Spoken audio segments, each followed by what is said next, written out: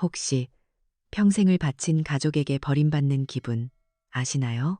45년을 헌신한 저에게 남은 건 5천만 원과 반지하로 가라는 며느리의 모욕뿐이었어요. 하지만 그들은 몰랐죠. 제가 40년간 숨겨온 25억짜리 비밀 땅이 있었다는 걸요. 10억 빚에 몰린 며느리는 그 땅을 빼앗기 위해 저를 치매 환자로 만들려 했고 실패하자 결국 저를 그 끔찍한 사고의 진실 그리고 제가 어떻게 모든 것을 되찾았는지 그 통쾌한 결말이 궁금하지 않으신가요? 지금 구독하고 이 이야기의 끝을 함께 해주세요. 남편의 45번째 제사상이 아니었어요.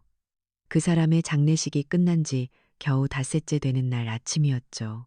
저는 45년 동안 매일 아침 차리던 따뜻한 밥 대신 식어버린 보리차 한 잔을 들고 거실 창가에 섰어요.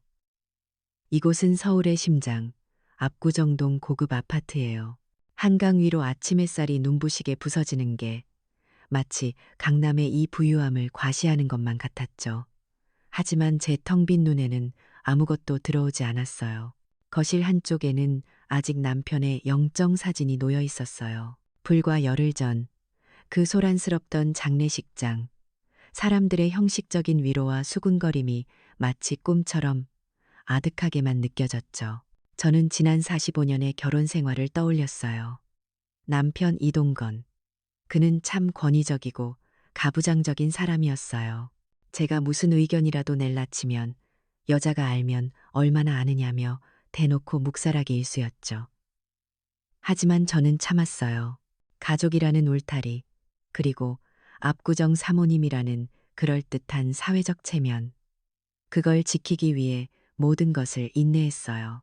저의 인내는 침묵이었고 사람들은 제 침묵을 순종으로 받아들였죠. 그날의 굴욕은 장례가 끝난 지 닷새밖에 안 된 바로 그날 터졌어요. 저는 장례식장에서 있었던 유언장 낭독의 순간을 다시 떠올렸죠. 장례식장의 소란이 채 가시지도 않은 별실의 가족들만 모였어요. 변호사가 무미건조한 목소리로 남편의 마지막 뜻을 읽어내려갔죠. 남편 이동건 소유의 이 압구정동 현대아파트. 현 시세로 40억 원 상당이라는 그 집의 지분 전액을 아들 이태우에게 상속한다고 하더군요. 제 아들 태우, 46살이나 먹은 그 아들은 숨을 멈추더군요. 놀라움, 안도감, 그리고 차마 숨기지 못하는 기쁨이 뒤섞인 얼굴로 제 며느리 최수연을 바라봤어요. 45의 며느리 수연이는 애써 슬픈 표정을 지으려 했지만 저는 봤어요. 마스크 위로 드러난 그 눈이 가늘게 웃는 것을요. 입꼬리가 경련하듯 올라가는 것을 똑똑히 봤어요.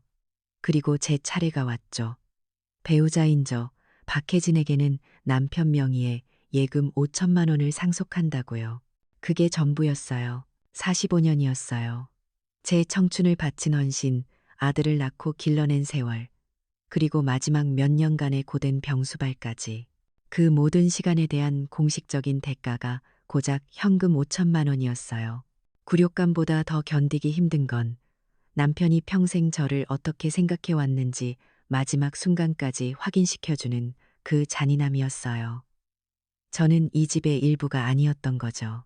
잠시 머물다 가는 손님, 아니 돈 받고 일하는 사람보다도 못한 존재였어요.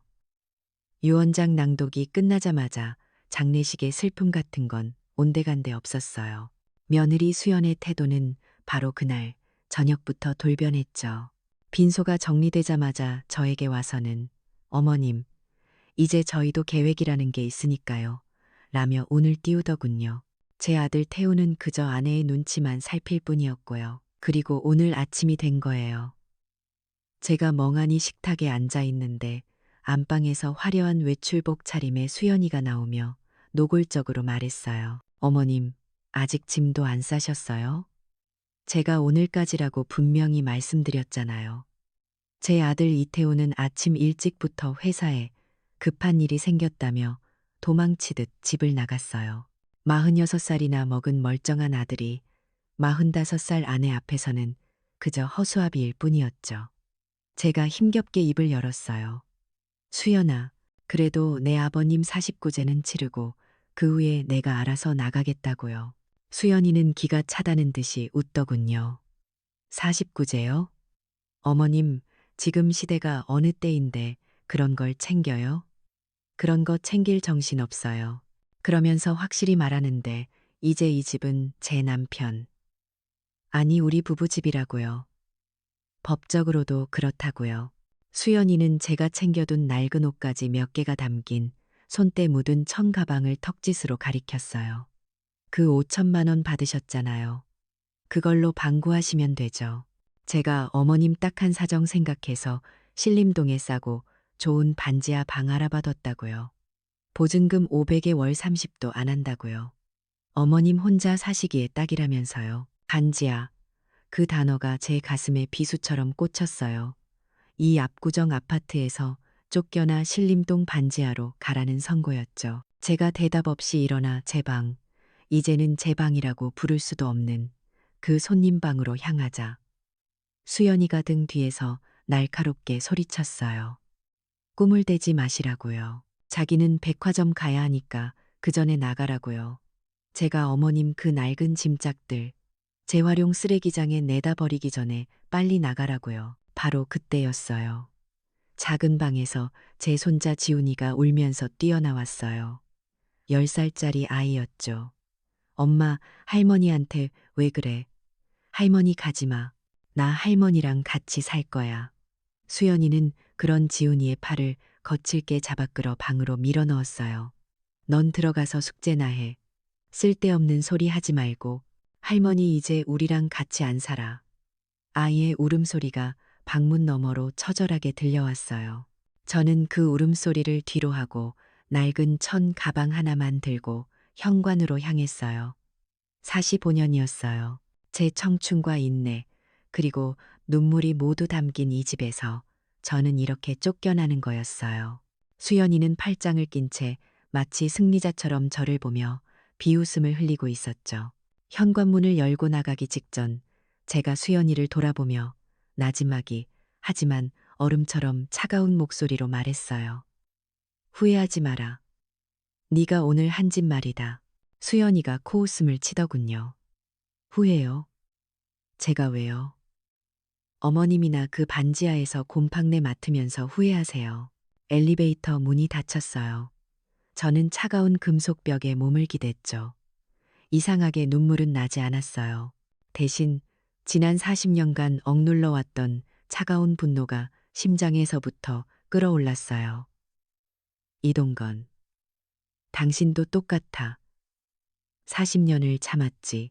당신의 무시, 내 아들의 비겁함, 그리고 저 여자의 저열한 탐욕까지. 그래요. 5천만 원. 40년의 대가치고는 너무 싸죠. 하지만 괜찮아요. 이제 시작이니까요. 이건 내 인생의 끝이 아니에요. 바로 너희들의 끝, 그 시작이 될 테니까요. 며느리가 말한 그 신림동 반지하. 저는 그곳에 가볼 생각조차 하지 않았어요. 1층에 내려오자마자 택시를 탔죠. 제 행선지는 처음부터 정해져 있었거든요. 저는 곧장 잠시력 근처 부동산이 밀집한 지역으로 향했어요. 며느리가 비웃으며 던져준 그 상속금 5천만 원. 저는 그 돈에서 1천만 원을 보증금으로 내고 월 80만 원짜리 깨끗하고 전망 좋은 오피스텔 원룸을 바로 계약했어요. 단 1초의 망설임도 없었죠. 새 오피스텔의 제 유일한 짐인 낡은 청 가방을 풀었어요. 그리고 통창으로 석촌호수가 내려다 보이는 곳에 가만히 앉았죠. 40년 전 1985년에 결혼식 전날이 떠올랐어요. 제 아버지는 부산 자갈치 시장에서 평생을 어부로 사신 분이에요. 무뚝뚝하고 거칠었지만 외동딸인 저에 대한 사랑만큼은 저 바다처럼 깊었죠. 아버지는 결혼식 전날 밤 저를 따로 부르시더니 비린내와 땀 냄새가 밴 두꺼운 손으로 낡은 통장 하나를 쥐어주셨어요. 혜진아, 시집가서 절대 남편한테 기죽지 마라. 서울 양반이라 해도 니는 내 딸이다. 이건 내가 평생 풍랑하고 싸우면서 모은 기다. 네 앞으로만 단디 갖고 있어라. 절대 그놈한테는 말하지 말고 네 이름으로 땅이든 집이든 사둬라. 여자는 특히 시집가는 여자는 자기 몫이 따로 있어야 나중에 늙어서도 허리를 펴고 산다. 아버지는 그렇게 말씀하셨죠. 통장에는 1천만 원이 찍혀 있었어요. 1985년, 그 당시 서울의 작은 아파트 한 채를 살 수 있는 정말 거금이었죠. 결혼 후에 저는 압구정 아파트에 입성했지만 행복과는 거리가 멀었어요. 남편 이동건은 저를 동등한 인격체가 아니라 그저 집안의 부속품처럼 여겼죠.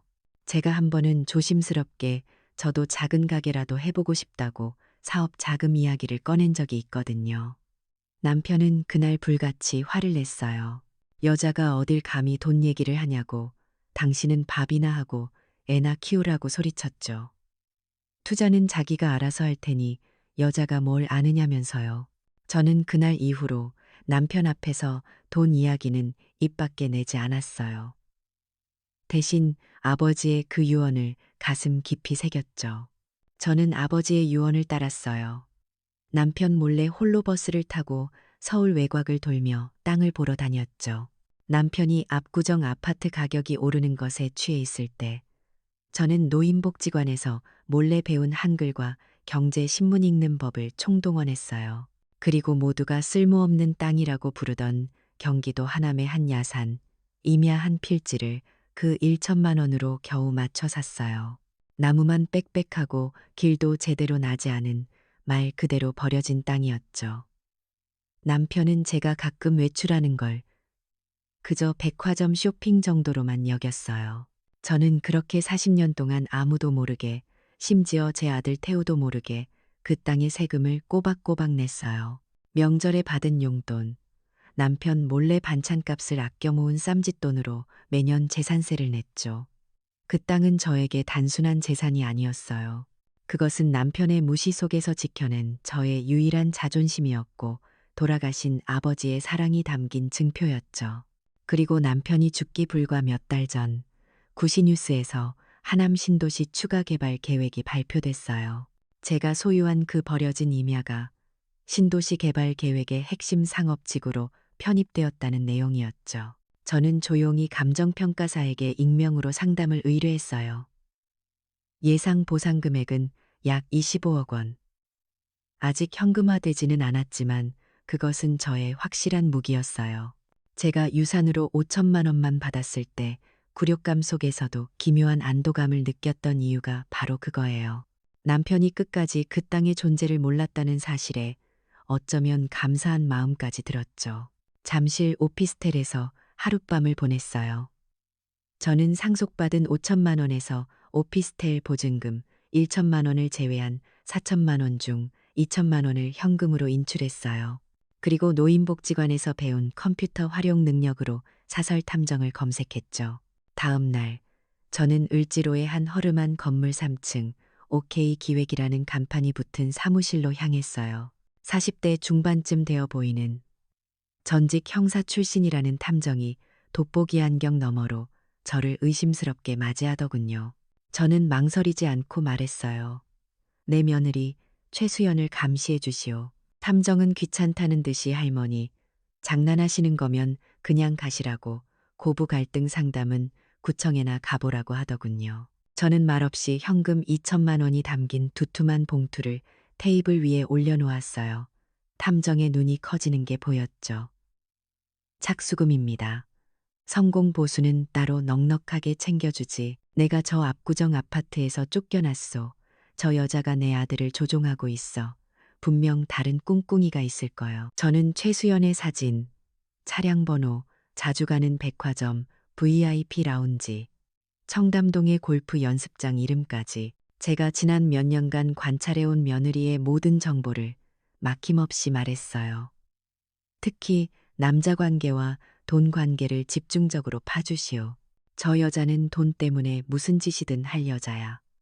내가 저 여자를 의심한 건 이미 3년 전부터였으니까. 탐정은 제 날카로운 눈빛과 서슬퍼런 확신에 놀란 듯 즉시 계약서에 도장을 찍었어요. 저는 그렇게 40년간 숨겨왔던 발톱을 남편의 장례가 끝난 지 일주일도 되지 않아 처음으로 드러내기 시작했어요. 제가 탐정을 고용하고 며칠 지나지 않았어요. 그동안 저는 새로 얻은 잠실 오피스텔에서 조용히 창밖을 내다보며 숨죽이고 있었죠. 제 예상이 맞았는지 탐정에게서 첫 번째 보고가 들어왔어요. 제가 왜 며느리를 3년 전부터 의심했는지 그 이유가 정확히 맞아떨어졌죠. 역시나 돈이었어요. 며느리 최수연의 친정이 무리하게 강남에 BBQ 식당을 차렸다가 하필이면 코로나 직격탄을 맞고 완전히 망했다더군요. 그 과정에서 쓴 사채가 무려 10억 원이래요. 탐정이 보내온 녹음 파일에는 사채업자가 수연이를 협박하는 내용이 고스란히 담겨 있었어요. 지금 내 애비 어미가 우리 창고에 와서 싹싹 빌고 있다고, 이번 주까지 약속한 10억 못 갚으면 내 아버지가 그토록 자랑하던 그 식당 차렸던 손모가지를 어떻게 할 줄 알라면서요. 심지어 하나뿐인 제 손자 지훈이 학교 이름까지 들먹이더군요. 40억짜리 아파트를 상속받았다고는 하지만 정부 규제 때문에 대출도 막히고 당장 현금화하기는 어려웠겠죠. 하긴 시아버지 사망 보험금으로 받은 5억 원도 이미 그 사채 이자 갚느라 거의 다 써버렸다더군요. 수연이는 그야말로 절망에 빠져 있었어요. 그런데 거기에 제 실수가 하나 있었어요. 탐정이 말하길 수연이가 제가 살던 방을 뒤진 것 같다고 하더군요. 제가 그 낡은 청 가방을 들고 현관에서 쫓겨나던 날, 그 실랑이를 버리다가 낡은 서류 봉투 하나를 바닥에 떨어뜨렸나 봐요. 저는 정말 경황이 없어서 몰랐는데 수연이가 그걸 주워서 처박아 두었던 거죠. 그 봉투 안에 바로 하남시 임야 등기 권리증이 들어있었어요. 처음엔 그게 웬 쓸모없는 종이 쪼가리인가 했겠죠. 임야니까 산이니까 팔아봤자 몇십만 원이나 하려나 그렇게 우습게 생각했을 거예요. 하지만 지푸라기라도 잡는 심정이었는지 수연이는 다음 날 비싼 명품백을 들고 하남시청 근처 등기소로 직접 찾아갔대요. 제 탐정이 그 뒤를 꼬박 따라붙었죠. 거기서 그 땅이 이번 하남 신도시 상업지구로 수용된다는 걸 알게 된 거예요. 탐정이 등기소 직원과 수연이가 나누는 대화까지 녹음해 왔더군요. 수연이가 떨리는 목소리로 그게 얼마쯤 되냐고 묻는 소리가 들렸어요. 직원이 조심스럽게 주변을 살피더니 공식 보상가는 아직 안 나왔지만 인근 시세로 보면 최소 25억은 받을 거라고 말해줬죠. 25억. 10억 빚을 갚고도 15억이 남는 어마어마한 돈이에요. 탐정의 보고에 따르면 수연이는 그 자리에서 얼어붙었다가 그 다음 순간부터 눈빛이 완전히 변했대요. 그 재수없는 늙은이가 감히나 몰래 이런 걸 갖고 있었다니. 저건 내 돈이야. 아니, 우리 태우 씨 돈. 우리 지훈이 돈이야.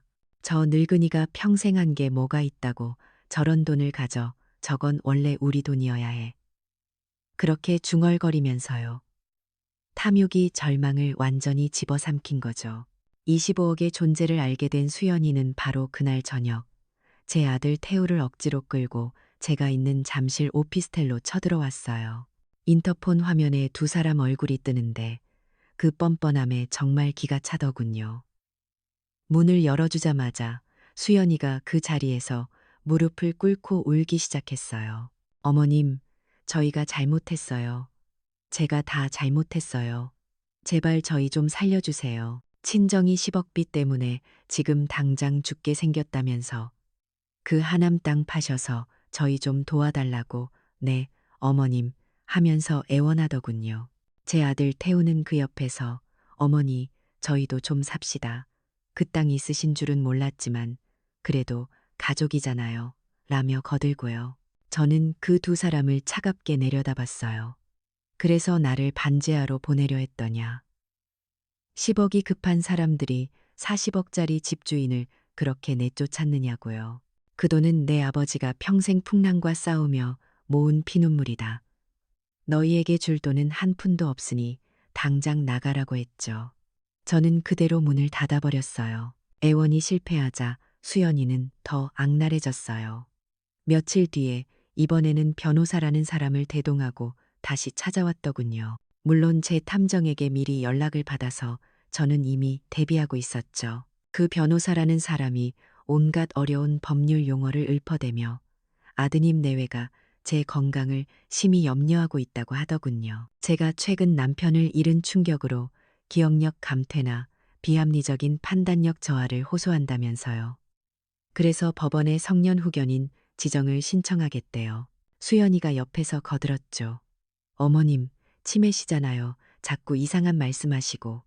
저희가 어머님 재산 25억 안전하게 관리해 드리려는 거라고요. 노망나서 사기당하시면 어떡하냐면서요. 저는 그냥 조용히 웃어줬어요. 그러자고 했죠. 병원에 가자고요. 내가 치매인지 너희가 날강도인지 어디 한번 확인해 보자고요. 결과는 물론 수연이의 처참한 패배였어요. 대학병원 신경정신과에서 아주 정밀한 검사를 받았거든요. 제 인지 능력과 판단력이 동년배 상위 1%로 나왔어요. 의사 선생님이 오히려 저한테 이렇게 총명하신 분이 대체 왜 이런 검사를 받으시는 거냐며 혀를 차더군요. 벼랑 끝에 몰린 수연이는 이제 정말 마지막 수단을 쓰기로 한 것 같아요. 탐정에게서 또다시 긴급 보고가 들어왔어요. 수연이가 제가 압정동 집에 두고 온 짐 속에서 막도장을 하나 찾아냈대요. 그걸 들고 종로에 있는 도장 파는 업자들을 찾아다니더군요. 제 인감 도장을 정교하게 위조하려는 거였어요. 그걸로 위임장을 만들고 인감 증명서를 떼서 저 몰래 그 25억짜리 땅을 팔아버릴 속셈이었죠. 수연이는 자신이 지금 돌이킬 수 없는 범죄, 사문서 위조라는 중범죄를 저지르고 있다는 걸 분명히 알았을 거예요. 하지만 10억이라는 사채업자의 협박과 25억이라는 눈앞의 탐욕이 그 아이의 이성을 완전히 마비시켜버린 거죠. 제 잠실 오피스텔에서 창밖을 내다보고 있을 때 탐정에게서 결정적인 중간 보고를 받았어요. 제 예상이 정확했다면서 탐정은 혀를 내두르더군요. 최수연의 친정 빚이 정확히 10억 원이었고 사채업자들에게 매일같이 시달리고 있다는 거였어요. 탐정은 수연이가 하남 등기소를 방문했던 사진, 변호사와 함께 제 오피스텔을 찾아왔던 사진, 그리고 심지어 종로 3가의 한 도장 가게에서 급하게 나오는 사진까지 모두 찍어왔죠. 탐정은 이건 100% 인감 위조 시도라면서 완전히 막 나가는 것 같으니 경찰에 신고하겠냐고 제게 물었어요. 저는 고개를 저었죠. 아니, 아직 때가 아니라고 했어요. 저 여자는 벼랑 끝에 몰려야 본색이 더 나올 거라고요. 그리고 탐정에게 수고했다며 그 사채업자들의 이름과 연락처를 좀 알아봐 달라고 부탁했어요. 내가 직접 만나야겠다고 말이죠. 제 탐정은 이 늙은이가 단순한 피해자가 아니라 거대한 계획을 가진 설계자일지도 모른다는 생각에 등골이 서늘해졌다고 나중에 고백하더군요. 저는 즉시 행동에 나섰어요.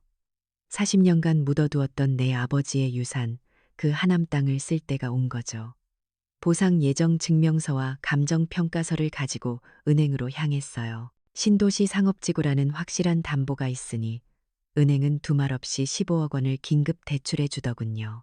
며칠 뒤 저는 변호사를 한 명 대동하고 수연이 친정이 빚을 진 그 사채업자 사무실로 향했어요. 문신을 한 조폭 같은 사람들이 가득한 사무실에 지팡이를 짚은 늙은이가 들어서니 모두가 저를 비웃었죠. 웬 할망구가 왔냐고, 딸내미 대신 빚이라도 갚으러 왔냐고 낄낄대더군요. 저는 가방에서 현금 1억 원 뭉치를 꺼내 테이블 위에 던졌어요. 최 사장 빚 10억, 내가 사겠다고 했죠. 그 사람들 눈이 커지더군요. 뭐라고요? 하면서요. 저는 덤덤하게 말했어요. 원금 10억에 법정 이자 쳐서 11억 현금으로 주겠다고요.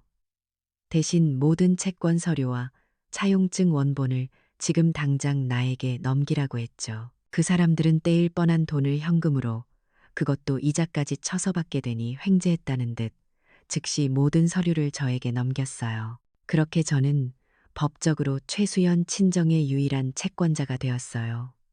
11억 원을 회수할 모든 권리를 가진 사람이 된 거죠. 그 시각 압구정 아파트에서는 수연이가 위조한 인감으로 제 땅을 팔아치울 마지막 계획을 세우고 있었을 거예요. 하지만 저보다 빠를 수는 없었죠. 수연이에게 법원에서 보낸 등기 우편이 날아갔거든요. 바로 채권자 변경 통지서였어요. 그 통지서에는 이렇게 쓰여 있었죠. 기존 채권자는 오호 대부, 새로운 채권자는 박혜진. 탐정의 보고에 따르면 수연이는 그 종이를 그 자리에 떨어뜨리고 손을 마비된 듯 떨었다고 해요. 모든 것을 들킨 거죠. 애원도, 성년 후견인 신청도, 심지어 인감 위조 시도까지 시어머니가 모두 알고 있었다는 뜻이니까요. 이제 수연이는 인감 위조, 미수범일 뿐만 아니라 저에게 11억의 빚까지 진신세가 된 거예요. 제가 마음만 먹으면 당장 친정을 파산시키고 수연이 자신을 사기 및 사문서 위조로 고소할 수 있었죠. 공포가 탐욕을 집어삼켰대요. 그리고 그 공포는 곧 증오와 살이로 변했다고 하더군요. 이대로는 안 된다고, 저 늙은이가 나를 가지고 놀았다고, 저 늙은이가 사라져야 한다고 생각했대요. 제가 죽어버리면 모든 게 해결된다고 판단한 거죠. 상속인은 제 아들 태우고 자기는 태우의 부인이니까요. 땅도 자기들 차지가 될 거고 11억의 빚도 사라질 거라고요. 수연이는 사채업자 사무실에서 명함을 받아뒀던 한 브로커, 해결사라고 불리던 남자에게 전화를 걸었어요. 사람 하나 처리해 줄 수 있냐고요. 아주 조용히 교통사고처럼 위장해서요.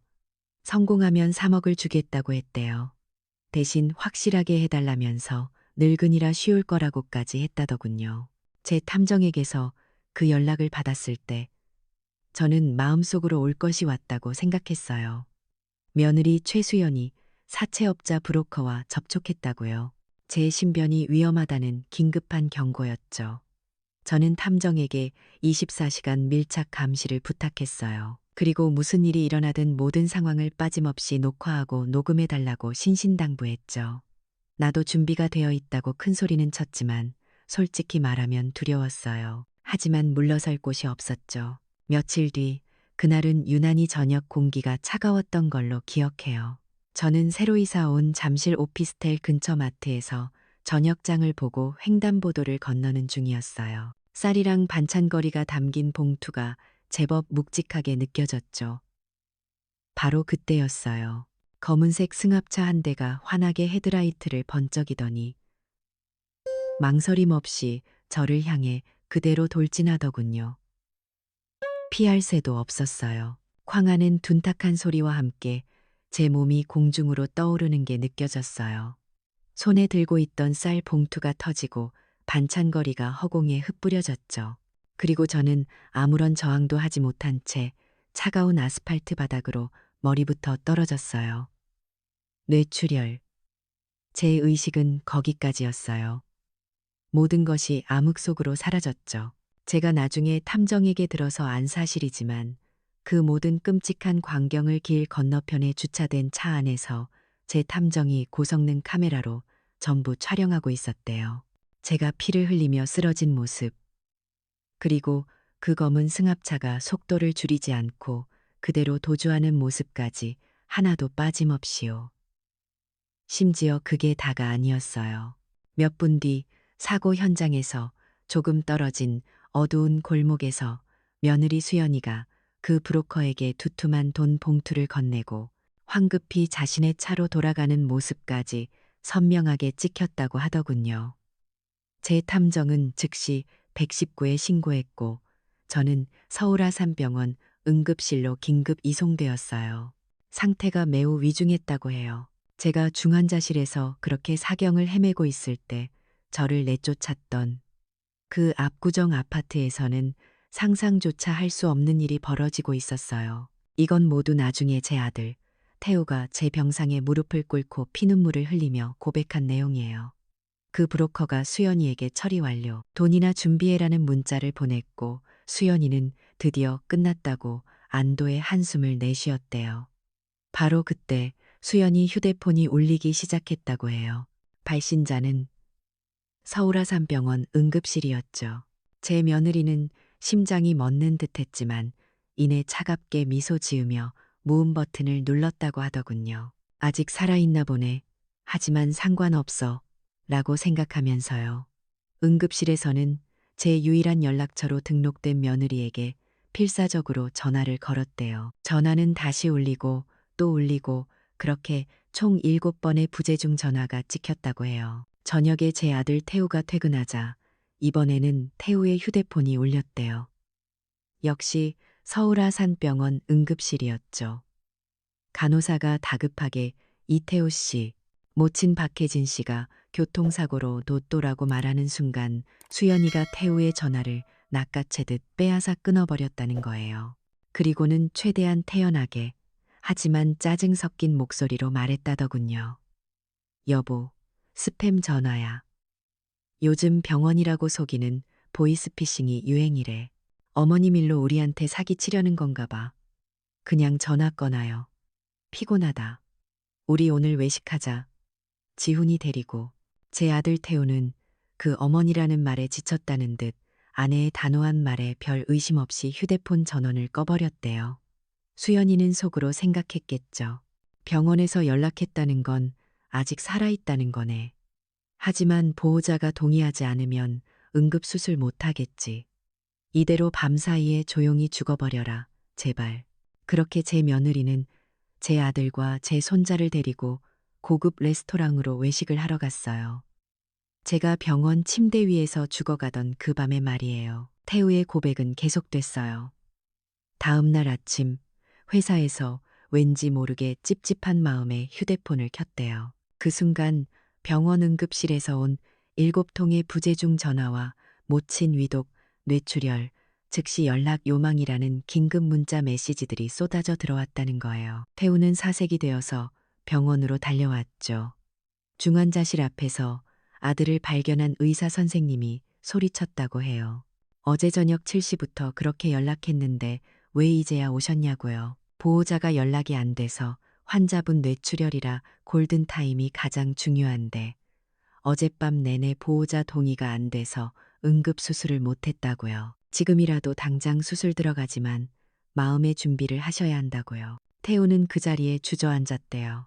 어젯밤 아내가 스팸 전화라며 자신의 전화를 끄라고 했던 것. 보이스피싱이라던 아내의 차가운 얼굴, 외식을 하자던 목소리, 그 모든 것들이 떠오르며 온몸에 소름이 돋았다고 했어요. 아들은 무언가에 홀린 듯 병원 원무과로 달려가 6개월 전 자기 아버지, 제 남편 이동건의 진료 기록을 요청했대요. 아버지의 사인은 뇌졸중이었거든요.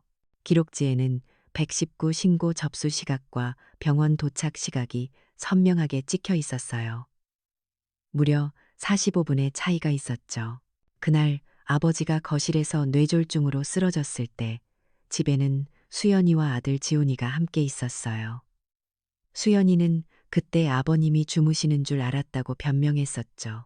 태우는 그제야 아버지의 사망보험금 5억 원을 수연이가 수령했던 것을 기억해냈어요. 그리고 아들 지훈이가 언젠가 중얼거렸던 말도요. 아빠, 그날 할아버지 불렀는데 엄마가 못 가게 했어. 모든 퍼즐이 맞춰진 거예요. 아버지를 고의로 방치해 죽게 만들고 보험금을 챙겼다. 그리고 이제 유일한 걸림돌인 나 어머니마저 교통사고로 위장해 죽이려 하고 있다. 태우는 병원 복도에 주저앉아 짐승처럼 오열했다고 했어요. 악마다. 내가 악마랑 살았다. 내가 우리 엄마, 아버지를. 태우가 그렇게 넋이 나간 채 중환자실 앞을 지키고 있을 때 의사 선생님이 기적이라며 다급하게 아들을 불렀대요. 제가 의식을 되찾았다는 거였죠. 사고가 나고 꼬박 나흘 만이었어요. 희미하게 눈을 떴을 때 제 아들 태우가 보였어요. 아들은 제 병상 앞에 무릎을 꿇고 제 손을 잡고 울고 있었어요. 어머니, 어머니, 제가 죽일 놈입니다. 제가. 저는 쇠약했지만 그 어느 때보다 강인한 목소리로 말했어요. 울지 마라. 네가 울 줄 알았다. 내 오피스텔, 책상 2번째 서랍 속에 갈색 봉투가 있다. 그걸 가져와라. 그리고 탐정에게도 연락해라. 태우는 즉시 오피스텔로 달려가 그 봉투를 가져왔어요. 그 안에는 제가 3년 전 며느리를 처음 의심하기 시작했을 때부터 모아온 모든 증거들이 담겨 있었죠. 탐정이 차곡차곡 가져다 준 것들이었어요. 첫 번째는 수연이가 청담동 골프 강사와 호텔에 들어가는 수십 장의 사진. 명백한 불륜의 증거였죠. 두 번째는 제 손자 지훈이의 팔과 다리에 난 멍자국 사진들이었어요. 날짜별로 정리된 의심할 여지 없는 아동학대 증거였죠. 그리고 마지막 세 번째는 바로 그날 수연이가 교통사고 브로커에게 현금 3억이 든 돈 봉투를 건네는 고아질 사진이었어요. 태우는 그 증거들을 보고 손을 부들부들 떨었어요. 아들은 그 증거 봉투를 들고 압구정 집으로 향했죠.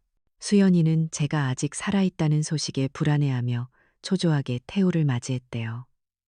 태우는 붉게 충혈된 눈으로 며느리를 노려보며 말했어요. 당신 사람이 아니었어. 그리고는 사진들을 바닥에 뿌렸죠. 수연이의 얼굴이 하얗게 질렸대요.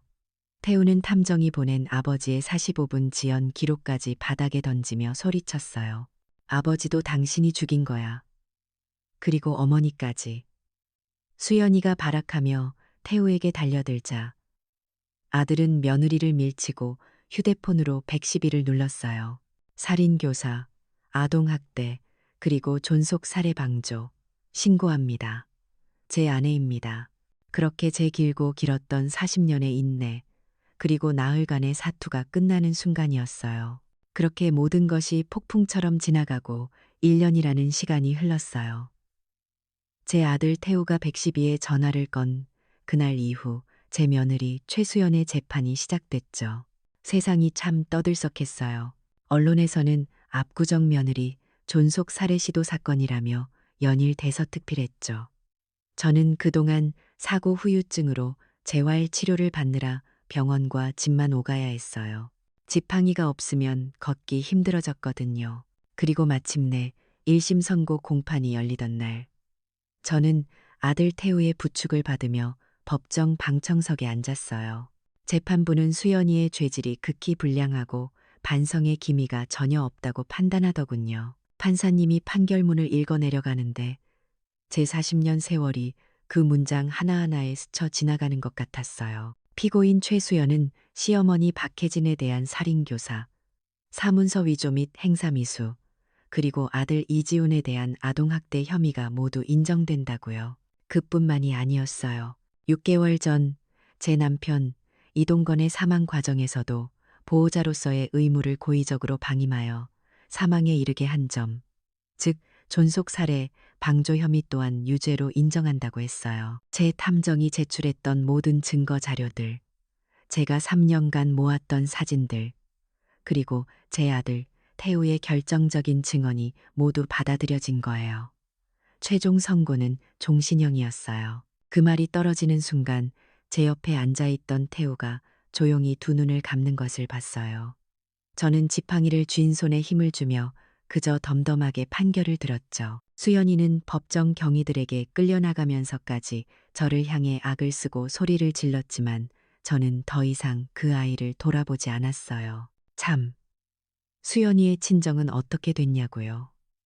제가 채권자가 되었던 그 11억 원의 빚을 결국 갚지 못해서 파산했다고 들었어요. 그들의 끝없는 탐욕은 결국 모든 것을 잃는 것으로 끝이 났죠. 시간이 흘러 하남 신도시 개발은 순조롭게 진행됐어요. 저도 마침내 아버지의 유산이었던 그 땅, 40년간 제 자존심이었던 그 땅의 보상금 25억 원을 모두 수령했어요. 세금을 제외하고도 제 평생 만져볼 수 없을 거라 생각했던 거액의 현금이 통장에 들어왔죠. 저는 그 돈으로 압구정의 그 답답하고 위선적인 아파트로 돌아가지 않았어요.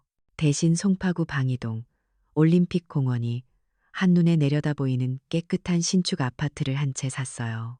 방 3개짜리 34평 정도 되는 저 혼자 살기에는 아주 넉넉한 곳이었죠. 저는 더 이상 낡은 천 가방 하나 들고 쫓겨나던 그 무기력한 노인이 아니었어요. 이제 저는 지팡이를 짚고서라도 제 집 거실 통창 앞에 서서 저 공원의 푸른 녹지와 평화롭게 산책하는 사람들을 바라볼 수 있게 됐어요. 40년간의 인고가 마침내 보상받는 기분이었죠. 제 아들 태우는 수연이와 즉시 이혼 소송을 진행했어요. 불륜, 아동학대, 살인교사라는 명백한 증거들이 넘쳐났으니까요. 아들은 손쉽게 제 손자 지훈이의 양육권을 가져왔어요. 태우는 유산으로 받은 그 압구정 아파트에 여전히 살고 있지만 완전히 다른 사람이 되었어요. 저에게 평생 속죄하는 마음으로 살겠다고 다짐했거든요. 더 이상 아내의 등살에 밀려 어머니를 외면했던 그 비겁한 아들이 아니었어요. 매주 심리 상담까지 받으면서 그 지독했던 아내의 가스라이팅에서 벗어나 비로소 진정한 어른으로 다시 태어나고 있었죠. 어느 주말 저녁이었어요. 제가 새로 이사 온 올림픽 파크 아파트에 초인종이 울리더군요. 문을 열어보니 태우와 지훈이가 장바구니를 가득 들고 서 있었어요. 태우가 밝은 목소리로 말하더군요. 어머니, 저 왔어요. 오늘은 지훈이가 할머니 갈비찜 드시고 싶다고 해서 재료 사왔어요. 그러더니 아들은 아주 능숙하게 앞치마를 두르고 제 부엌에 서서 저녁 식사를 준비하기 시작했어요. 평생 부엌에 들어가 본 적도 없던 아이였는데 지금은 저를 위해 요리 학원까지 다니고 있었죠. 어느새 11살이 된 제 손자 지훈이는 그 무서웠던 엄마의 그늘에서 완전히 벗어나 멍자국 하나 없는 밝은 얼굴로 제 어깨를 주무르더군요. 할머니, 시원해요? 내일은 우리 올림픽 공원 같이 산책해요. 제가 할머니 지팡이 꽉 잡아드릴게요. 하면서요. 저는 그렇게 아들과 손자가 정성껏 차려준 저녁상에 앉아 따뜻한 밥을 한술 떴어요. 지난 45년간 저는 늘 남편과 아들을 위해 밥을 차렸는데 이제는 제 아들이 저를 위해 밥을 차려주고 있었어요. 저도 모르게 눈시울이 붉어졌어요.